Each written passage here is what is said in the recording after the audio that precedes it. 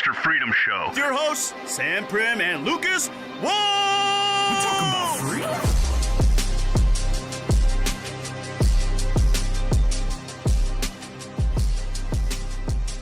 FasterFreedom Show.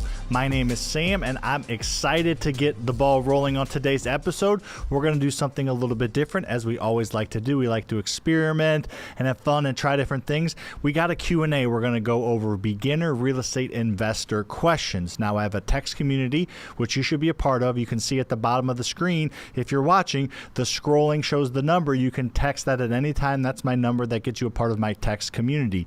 But recently this morning, I asked that community, what are some questions that you have as a new real estate investor? So we have several of them we're going to go over in this episode. And also, if you're watching live on Facebook or YouTube or even X, ask your questions there, and I will get to them as we go through this. So this is really just for you. This whole episode's about you, the audience, as new real estate investors or somewhat even experienced real estate investors. We're going to walk through some questions. So text 314-804-3306.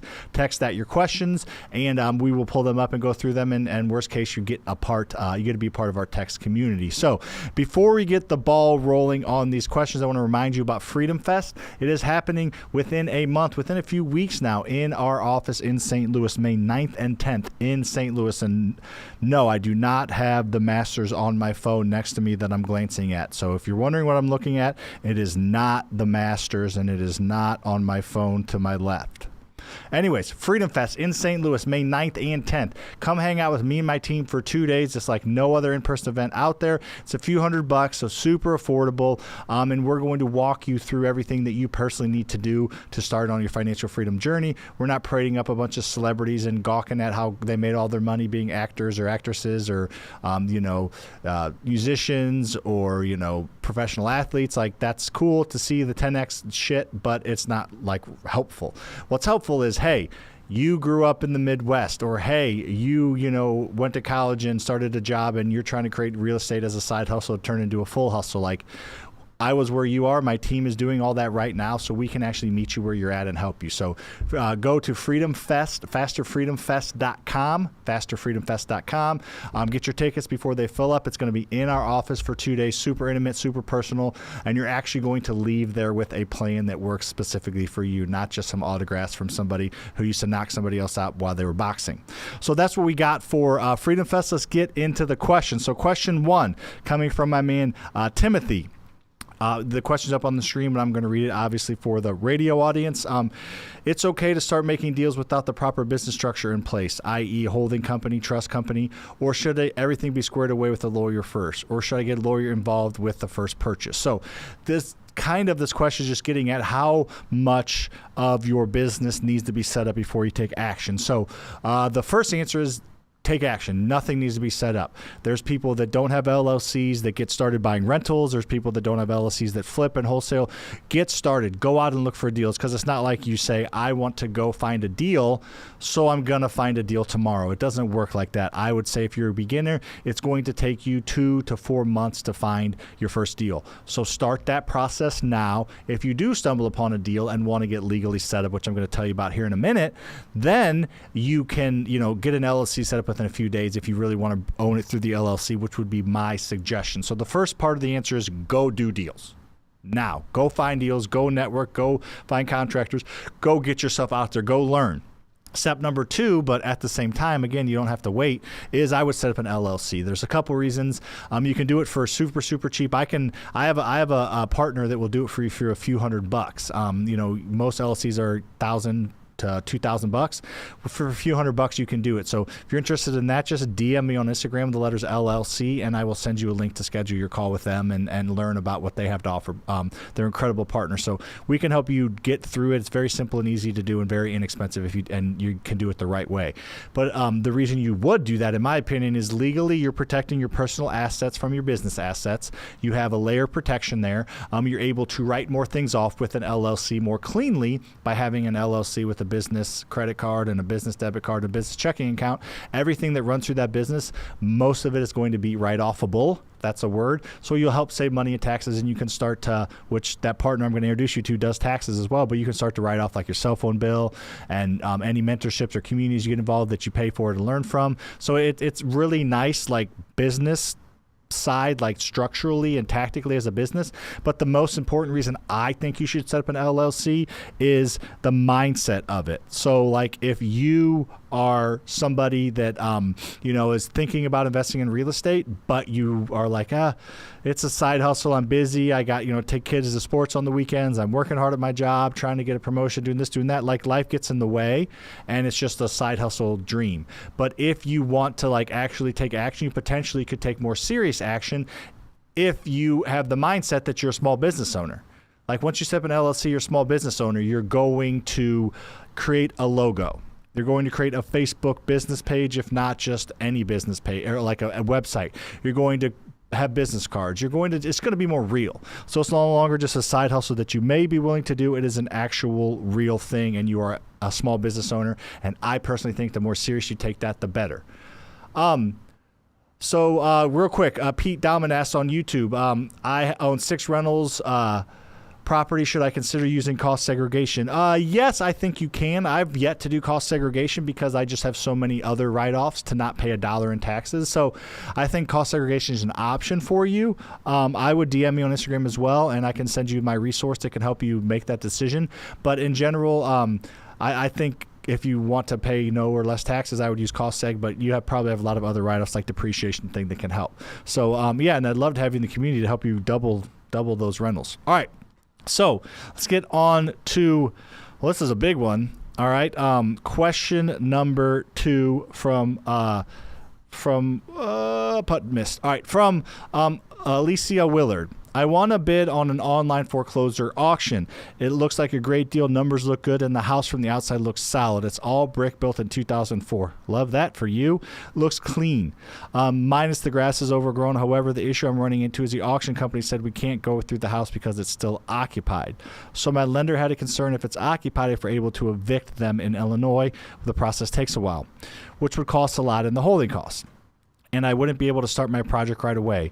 We are estimating it's going to be a quick turnaround, like a month and a half on updates. My question is, would you buy a house at auction if you can't walk the inside of the property? Well, you've already done that, so without the potential of somebody living there, which technically realist, it shows individual owns it and not the bank. So red flags for me, what would you do?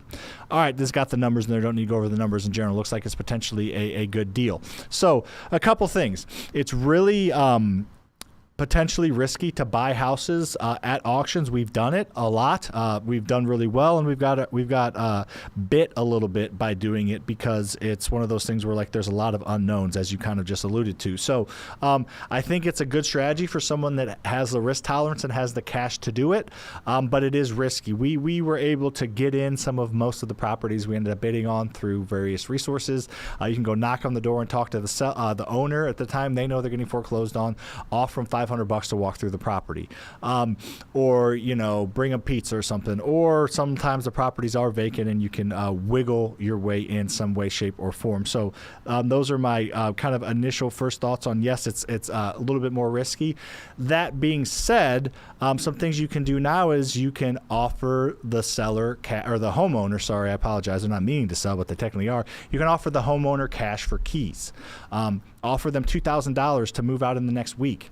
They sign a sheet of paper. You show up a week later, that they're willingly deoccupying the property, and you give them $2,000 cash or $1,000 or even $5,000 to help with your holding costs.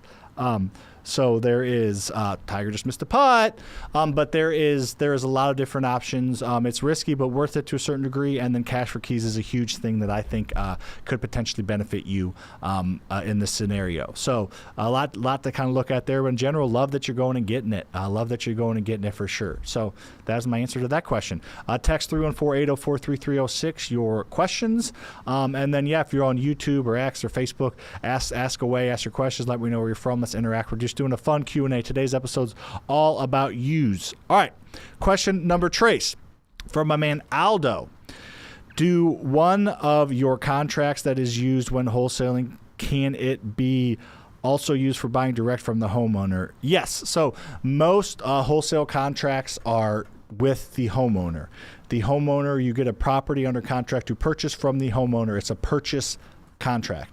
And then within that contract, there is a assignment clause that allows you to assign or sell that contract over to somebody else. And then somebody else will,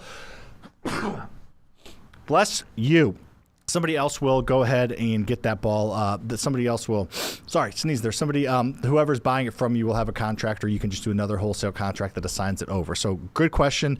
But in general, yeah, you're going to use you're using a purchase sale contract when you're wholesaling, and then you're just wholesaling that contract on. Great. All right. Next question from Massimo. How long after you rent a house can you go to the bank and get an 80% loan to value? 1 year minimum or sooner? Great question. So if you buy a property and fix it up, how quickly can you do a refinance?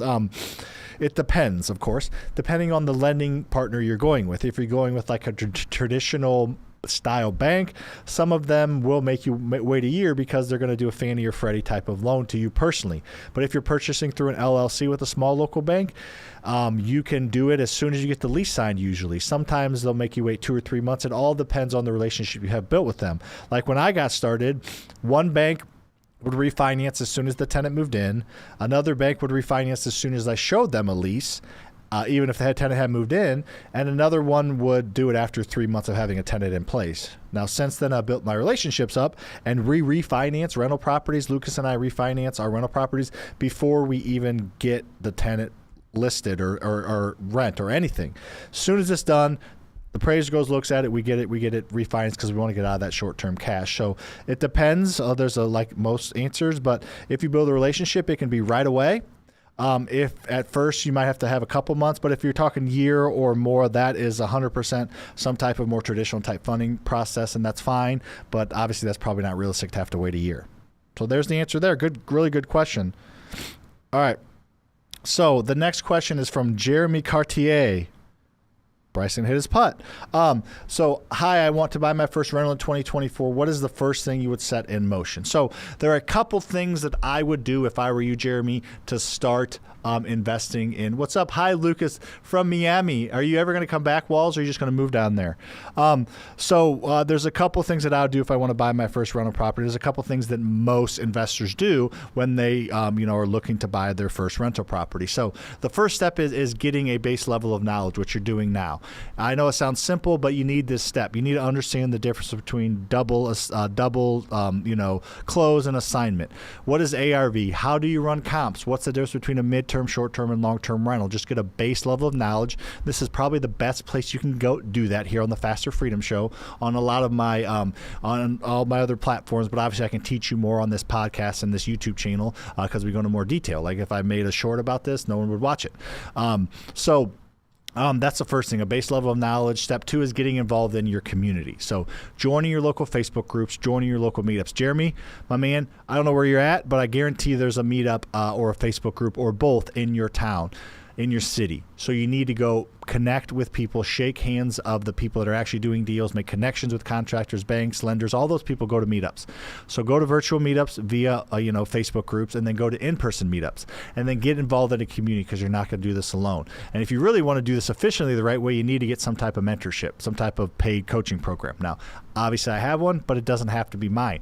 But all the successful people in the world that I have ever met all pay for some type of coaching, because I pay $100,000. I do all right for myself, but I pay $100,000 a year to be involved in masterminds and mentorships and coaching programs of people above my level.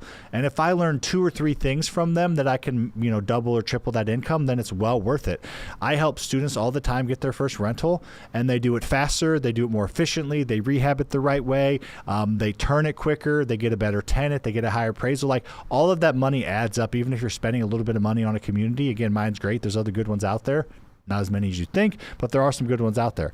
But if you are willing to swallow your pride and ego and pay for somebody else's knowledge, you can just be super efficient and effective, and they can just keep you out of the gutters, which most people don't ever end up starting because they don't know where to start, where to go, and they get derailed a little bit and they lose hope.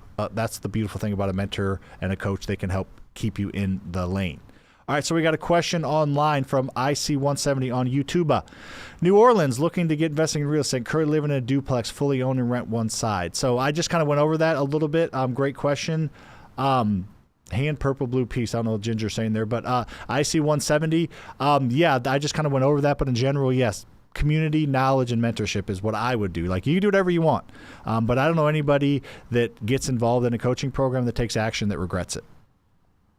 All right, Tigers Drive. Okay, on to the next one. We got Mr. James, or maybe he goes by Jimmy. Crowton.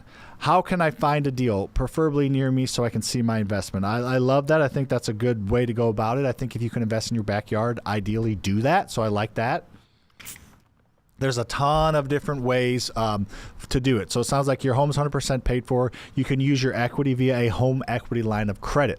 James, my man, you need to be involved in the community, probably the Faster Freedom one, because we have students that are flipping and wholesaling and buying rentals all at the same time, and most of them don't have a paid-off house that helps them. So you have a huge advantage. Huge. Say your house is worth $400,000, you can easily get a $300,000 line of credit that costs you $500,000 to set up, and you're not charged unless you're using it. You can be your own bank. You can buy a deal 100%. So how do you find those deals?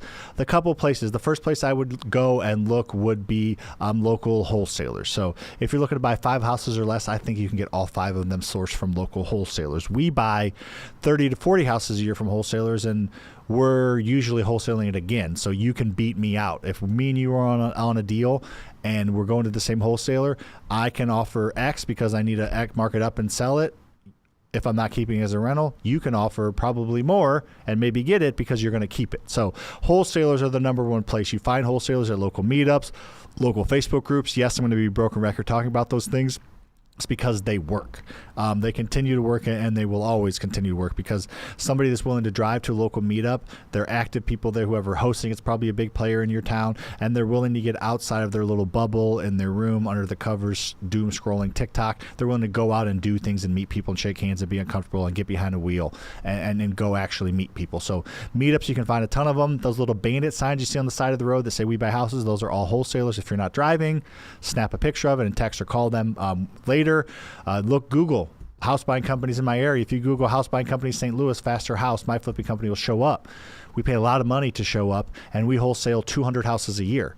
We sell all the time to investors that buy it, fix it up, make 70, 80 grand on their flip. People that keep rentals, people that take them and just list them. So there's wholesalers in every mid to large size market. They are either just like kind of the mom and pop ones that do it on their own on the side, or the professional companies like mine that you can go to find houses from, or you can go to buy houses from. So wholesalers number 1, real estate agents number 2. Now real estate agents are interesting. Majority of them don't know what they're talking about. The other small percentage that do, as far as investing goes, I guess I'd like to say, as far as investing goes, the other ones that know what they're talking about on the investing side, they are going to really separate themselves with all these changes with the commission laws and with everything going on. Oh, what a shot. Tiger Woods. Woo, woo. Let's go. So they are in the business all the time, and the ones that are going to survive with this commission change are the ones that know real estate investing. So if you know a real estate investing friendly real estate agent, get to know them, be their buddies, and they're going to start to bring you deals. They're fixer-uppers, the ones that are hard to sell. They're not going to bring you every deal because you don't want every deal. You want the ones that have some meat on the bone, and they'll bring them to you if you get to know them a little bit. And there's going to be a ton of wholesalers leaving the industry here with all the changes going on. So those are the top 2 places, wholesalers and real estate agents. Then there's things like driving for dollars, buying lists, texting, cold calling. I can help you with all that as too. I don't want to go into too much detail, spend too much time on this question. But if you're listening and want some like free trials to resources that can provide leads for you, just message me on Instagram, say looking for leads or something, and I'll send you some free resources. But there's apps and there's programs and software that can help you find deals. Of course, they cost money. What's up, Derek from New York? They cost money, of course, right? And then they take time and energy. So the wholesale is the easy button, but sometimes it takes 6 months to develop a relationship with multiple wholesalers. So do wholesalers and agents, and then if you need leads now, then paying a little bit of money for some lead providers is a good option. I actually even have somebody that you pay them money and they give you a lead directly. Hi. So that's that question. Thanks, Jimmy Crowton. My mom's calling. We're going to ignore that. Sorry, Jill. Don't you know I'm on my podcast right now, Jill? All right, what do we got? What's the next question? Mateo is what I call him. What is the most effective way to break the Airbnb market and to break into the Airbnb? That was like, how do you break a market? What is the most effective way to break into? I literally have not seen these questions till right now, if you can't tell. What is the most effective way to break into the Airbnb market, and what type of creative financing strategy would you use to purchase your first place? Great question. So I don't know that I would tell you to break into the Airbnb market right now. Depending on your area, it is very, very oversaturated. There are way more Airbnbs out there than there are people looking for Airbnbs, at least on a consistent basis. Of course, you find an Airbnb, there's going to be hot months. If you're down in Florida, it's going to be hot in the summer. There are good opportunities to, get Airbnbs in certain areas, but it's the consistency and the overall viability of them has decreased every year since since before 2020, but 2020 we had a boom of travel. Americans have never traveled more as a percentage of capita than they did in 2021 and 2022 after the COVID things were lifted. So America, that was a travel boom that we've never seen in history, and I don't know that we'll ever see again. That was part of the Airbnb tailwinds. So I don't know what I'd say, Airbnb. What I'd tell you to do if you want to get creative would be, what's up, Ginger? Thank you for the agreements. What I would do, I would tell you to get into the midterm rental market. It's literally the exact opposite of the Airbnb short-term rental market. Midterm rentals, you rent out to traveling nurses, you rent out to corporate leases, you rent out to insurance claim leases. They are rented out on usually a 3 to 6 month lease, and you can charge double the rent. I have a midterm rental program. If you're interested in, just DM me on Instagram. But it is like literally a midterm rental. I have some that I have an apartment complex as well as standalone that you can rent for $1,500 right now. 2-bedroom, 1 bath, St. Louis. You rent long-term rental, $1,500. You get it every month, but like we're cash flowing $85. But if you rent that thing on a midterm basis to a traveling nurse because it's near a hospital and they get stipends to pay and they make a lot of money and they work their butts off when they travel, we're able to get $2,500 to $3,000 a month. Minimal increase in expense, maximum exposure in extra rent collected. So that exact unit I'm talking about went from $85 a month in rent to like $600 a month in rent. So midterm rentals, unlike short-term rentals, the supply, there's about 200,000 midterm rentals on Furnish Finder right now. There's about 2 million traveling nurses that need midterm rentals. Obviously, some stay with relatives, but very few. And then there is, I don't know the exact number, it's not out there, but hundreds of thousands, if not millions, of corporate leases, digital nomads and things that need property. So you're going to have what is in very limited supply if you get in the midterm rental game. And what I would use to buy them would be the BRRRR strategy: buy, rehab, rent, refinance, and sell. If you don't know about it, I talk about it all the time. Make sure you're following me in whatever platform you're listening, watching, and share this episode with a friend if you wouldn't mind, because this is, I feel like, just straight like dropping bombs kind of thing, as far as in a good way. I think that's Bradley's podcast, but just dropping really, really quality knowledge bombs, let's say, to keep it PC. But make sure to share this episode with friends, and it helps me a ton. Shares are huge. Whatever platform you're watching, share it now. If you're listening on, on podcast platforms or watching this YouTube after the fact, share this with a friend. I would really, really appreciate that. What platform is that on? All of them or just YouTube? Okay, nice. So share this. Let's get more people watching. I feel like I'm literally just vomiting information to you to help you move the needle, and these are legit questions from people. So make sure to share this and like it and rate it and all this stuff if you're watching it after the fact. So I have allergies. Yeah, a little bit of allergies right now. I don't know what's going on. I've had people in the office tell me last couple of days I got these cliffhangers hanging out of my nose, so which is not a usual thing for me, but I've had more of them in the past week than probably the past 6 months. So I guess I'm fighting a little something, whether it be a cold or allergies. But I will doing all right. Thanks for the concern, Ginger. So we're going to get to Ernie's kitchen question here in a minute. I want to round that one out. Then we'll get to some questions. Keep them coming on YouTube or Facebook if you want, or X. That's where we're streaming live on. So to round out Matthew's question, I would use the BRRRR method. Look it up. It's very, very powerful. I have a ton of information on it. I have a whole community that that Morgan's in and people are in, that I help them find deals. My team help them find deals, and then we tell them either wholesale it, flip it, or keep it as a midterm, long-term, or short-term rental. So we navigate the market together, and we give you the best options and exit strategies based on the deals you bring our way. So crazy value. If you have interest in that, you see the bottom of the screen, free rental webinars flashing across there, or just go there if you're listening, and check out some more free training and resources and a chance to hop on the phone with my team. And Tiger's got an eagle putt coming up, so if I stop talking, you know why. All right, so let's get to Ernie's kitchen question. So started in real estate in STL, great, love it. STL represent. I have the opportunity to buy my own house, currently rent. Do you recommend conventional loan for the BRRRRs?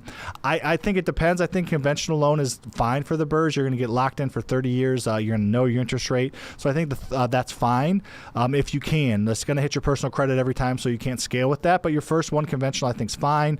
If you want to do the, commercial at a small local bank, I think that's fine too.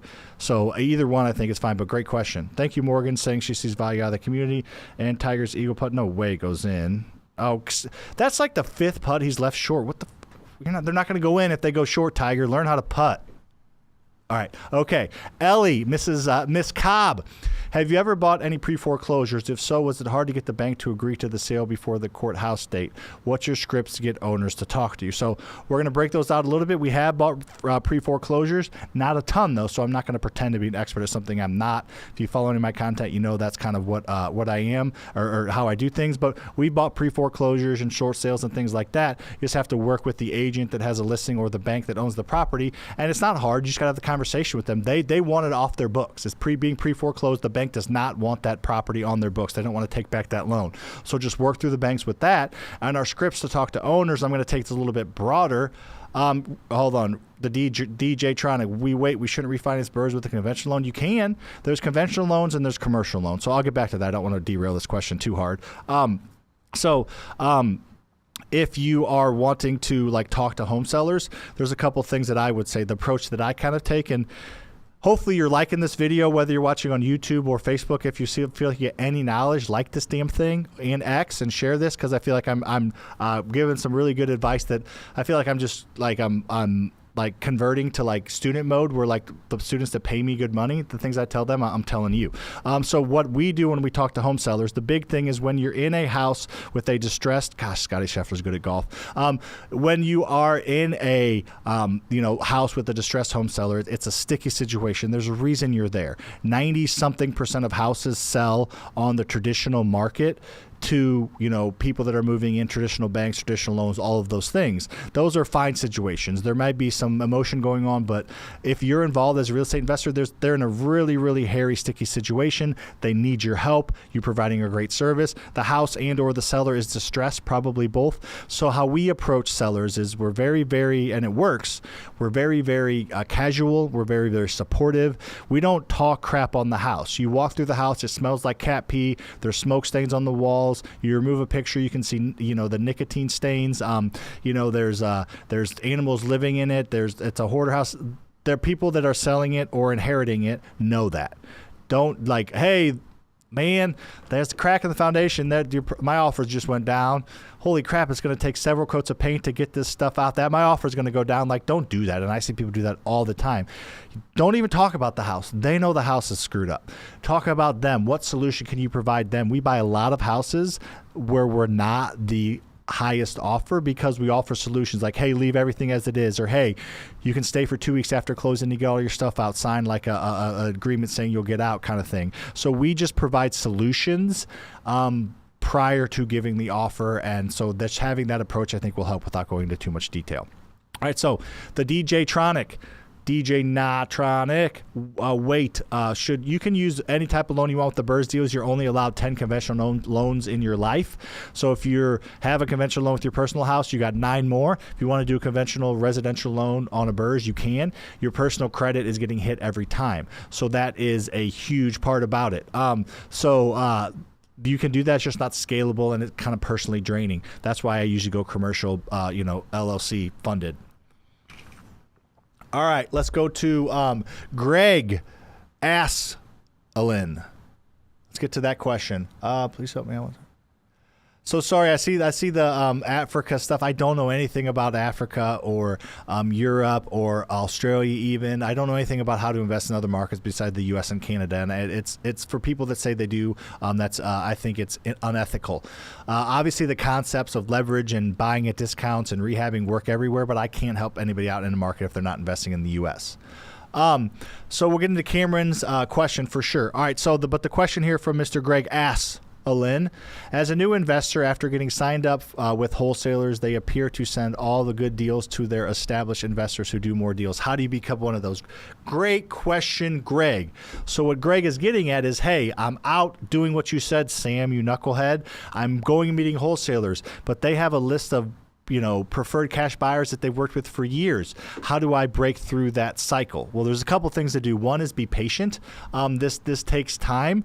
Whoever they're working with, it took them a while to build that relationship. So just stay around, stick around. Not everybody can do every deal. Not everybody can fund every deal. So just be patient is one thing that I would tell you for starters. Just know that it's going to take some time. That's why I say build relationships with wholesalers, real estate agents at the same time. Befriend them, get to know them, provide value, give offers on everything they give you. Just continually get in front of them. Our acquisitions reps, every like 2 weeks, they're texting their connectors that they're trying to build relationships with just to stay top of mind. So that's a big part of it. And then the other thing is you take control of your lead sources. We talked about them earlier. Drive for Dollars, which I have an app that I can give you a free trial for. Or, send out mass mailings or, put out bandit signs. Take control of your lead flow. It's going to cost you a little bit of money, but ideally you're building long-term wealth while you're fixing and flipping. You're building long-term relationships while you're buying leads. So that you can do both at the same time, and it's not too hard to juggle, I promise you. So there's my questions for you, Greg. So a couple more questions on here. By the way, does everybody like this Q&A style? We can kind of rock this a little bit more. I feel like we're rocking and rolling. If you like this, share this episode. I don't ask for it enough. I'm going to start to do that route because we need more people to be shared. So like this, whatever platform you're on, if there's a like button, hit the damn thing. It takes you half a second and your little bitty finger. So just push that damn like button and then share this if you're feeling frisky and want to provide value to other people. Those that provide more value usually receive more in return. All right, so King's... but a thank you, not a question, but a thank you. Derek, so King's Scandal. Ooh, 18 years old. My dad doesn't want me to get into debt because he says it's too risky. Is your dad Dave? Is your dad's name Dave? Would it be better to raise money from private lenders and give them small ownership of the property? There's no wrong way. Oh, there is wrong ways. That's bad. There's wrong ways to do it, but there's no like one way to do it. So that's a great option. Give the if you're young and your dad doesn't want you to get in debt because it's scary, I get it. That is kind of the way the world works. If you want to grow and scale and retire before you're 65, it's a great option. Get a private lender involved with money, with credit, and then give them 50% ownership, 20% ownership, whatever it is. Make it work till you start to build and give you and your dad a comfortable feeling with that. Mahoma is playing some golf. Cameron asks, what is a good loan to remodel your house? So if you want to remodel your personal house, I don't know if it's getting a loan for that. HELOC is probably kind of your only option. But if you are getting a loan to like rehab a rehab house that you're going to sell, you got a home equity line of credit, you got a 401k. If you have one, you can borrow against your own 401k. You can raise money from a private lender that has an IRA. Maybe you can do if you have like a CD maturing, but just getting some extra funds for, I don't know if you're talking rehab or your house or an investment house. So cool. All right. So Derek says, Sam, after reading your book, Taking Full Advantage of Faster Freedom, Wealth, and Information, I'm on contract for my second property. Look at that. Somebody screenshot that. I need to take a picture of it right now. My dude, Derek, you don't need the community, but I'm telling you, you think there's value in the book? That ain't nothing compared to actually working with my team on a daily basis, having coaching calls, one-on-one calls, everything you need. But thank you, Derek. Derek's taking action. He's taking action based on the information that I'm giving him, and he's making it happen. I love it. You're the man. All right, so a couple more questions, and then we'll roll up out of Chia. Again, if you like this, share this with a friend. Like this video. Is it annoying that I asked it? I'm asking it again, maybe. Is there a lot of free good information here? Yes. So should you shut up? Yes. All right, Jimmy Yee, what do you think about getting a bunch of businesses with credit cards 0 for 12 to 18 liquidating them? That we have a program for that. We have that exact program inside of our community and other programs. So if you want to get that, I think it's beautiful. Liquidating credit cards at 0% is a beautiful thing. You get free money, basically, and you have to usually pay a fee to do that, but it's like paying a private lender once, and then you get free money after that. Having access to $20,000, $30,000, $50,000 makes you so dangerous. You can pay for a mentorship. You can pay for a community. You can learn more, by you being more dangerous as far as paying for a seminar, or you can just have access to funds for, a rehab or a down payment with a hard money lender. It just makes you super, super dangerous in a good way.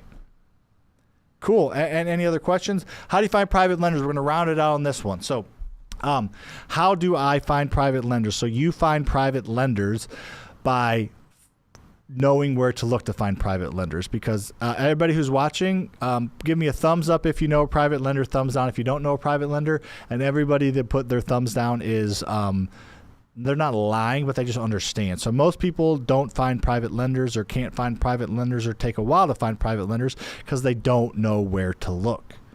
This is like, I'm like literally watching and talking. This is a good way to do it. Just keeps me on my toes. But private lenders are normal, everyday people. If you think a private lender is a rich parent, a rich aunt, a rich uncle, somebody with $10 million in the bank, then you are looking in the wrong spot. Somebody's got $10 million in the bank, ain't worried about your $75,000 rehab funds or your $250,000 funding deal. They got money all over the place. They got $10 million in the bank. They probably got $100 million in loans because they know that leveraging wealth is the way to create wealth. But in general, private lenders are like a typical private lender. Of course, they vary, but a typical private lender is somebody in their late 40s, early 50s. They have, been working at the same job-ish for 15, 20 years. They have kids in high school. They've been living at that same house for 20 years, like I said. So they have equity in their house that they can do a HELOC. And they're the conservative type of investor. They're somebody that wants a diversified retirement fund. They see retirement around the corner and they want to diversify. They have stocks, they have 401ks, they have IRAs, but they're willing to diversify some of that and give you 50, 75, 100 grand because you have a relationship with them. They're, accountants, they're engineers, they're insurance agents, they're police officers, there's teachers, they are entrepreneurs, they're software engineers, they're architects. I'm just naming my private lenders because they're all just normal jobs. There's a couple of big whales in there, but a majority of them probably make $80,000 to $150,000 a year, probably have 150 to 300 grand in an IRA, 100 to 150 grand in a 401k, a CD or something. Like, they're not people with tons of money. They just have some money out there that they're willing to diversify and kind of cornhole and set aside for you to give them another diversified income stream. So having conversations with those people is the right conversations to have. Cool. Thanks for watching, everybody. Appreciate it. If you like this, again, share this episode with a friend. Like this, make sure to check me out on all podcast platforms as well as all social media platforms. We appreciate you very much. Thanks for being here. I have a book out called Own Your Freedom, $5 on Amazon. Check it out. Freedom Fest coming up May 9th and 10th. I have a community of like-minded investors that help each other every single day. If you have interest in any of that, just shoot me a DM on Instagram, and we are out. Thanks for listening to today's episode. We hope you got some major value from our conversation. If you love what you learn, make sure you like, rate, review the show, and help us spread the word by telling a friend. If you'd like to learn more about working with me inside one of my programs, we'll have those links in the show notes, along with all our social media handles, so you connect with us there for free. If there's a real estate question you'd like us to answer, feel free to send us a message and we'll cover it in an upcoming show.